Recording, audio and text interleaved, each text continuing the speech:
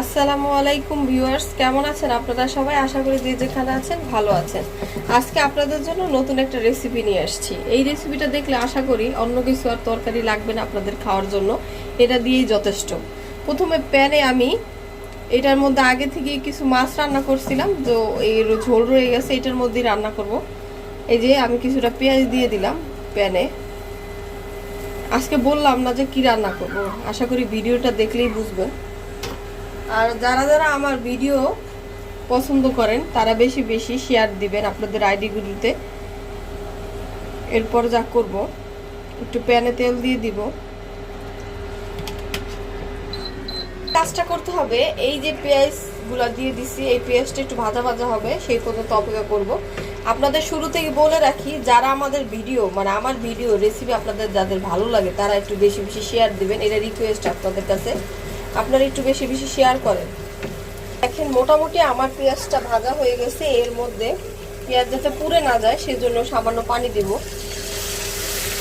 এবার আদা রসুন পেস্ট 1 টেবিল চামচ দিলাম, জিরা গুঁড়া 1 চামচ,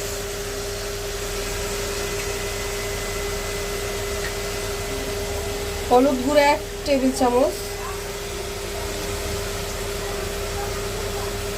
1/2 চামচ মরিচের গুঁড়া, আর হচ্ছে স্বাদ মতো লবণ দিবেন, স্বাদ মতো লবণ।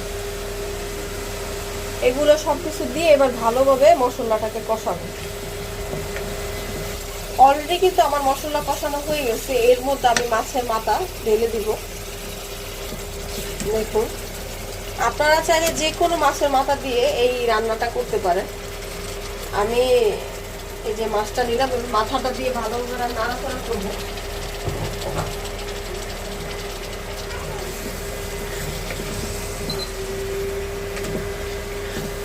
এরপর যে কাজটা করতে হবে আমার, এটার মধ্যে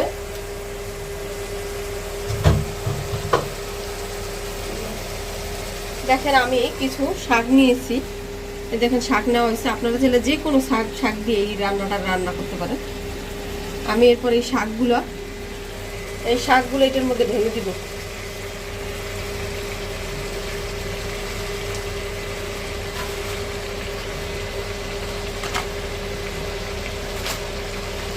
সব শাক এবার এটার মধ্যে ঢেলে দিয়ে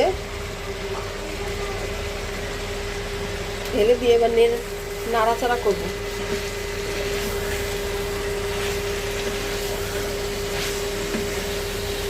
দেখেন অলরেডি কিন্তু শাক যতগুলো দেখা গেছে অলরেডি নাই কিন্তু এতগুলো। এই শাকগুলো এবার ভালোভাবে সেদ্ধ হওয়ার জন্য মাছের মাথার সাথে ভালোভাবে সেদ্ধ হওয়ার জন্য অপেক্ষা করব। রান্নাটা পুরোপুরি মাছের মাথা দিয়ে করব। এই শাক দিয়ে মাছের মাথা খেতে কিন্তু অনেক মজা, হালকা হালকা একটু ঝোল ঝোল থাকবে, গরম ভাতের সাথে সেরকম লাগে খেতে। আপনারা অবশ্যই বাড়িতে এই রেসিপিটা একবার হলেও ট্রাই করবেন। এরপর এই মাছের মাথা সেদ্ধ হওয়ার জন্য কিছুটা পরিমাণ মতো আপনারা পানি দিবেন। চাইলে মাছের মাথাটা ভেঙেও দিতে পারেন। এই যে আমি অলরেডি কিন্তু একটু ভেঙেও দিচ্ছি, ভাঙলে হয় কি একটু মজা লাগে, শাকটা খেতে একটু ভালো লাগে এই যা। আর যদি আপনারা ভাঙতে না চান আস্তাও রাখতে পারেন, বাট আমি ভেঙে দিছি ভালো লাগার জন্য। এখন পরিমাণ মতো শাকটা আর মাছের মাথাটা একটু সেদ্ধ হওয়ার জন্য যতটুকু পানি প্রয়োজন আমি ঠিক ততটুকু পানি দিব।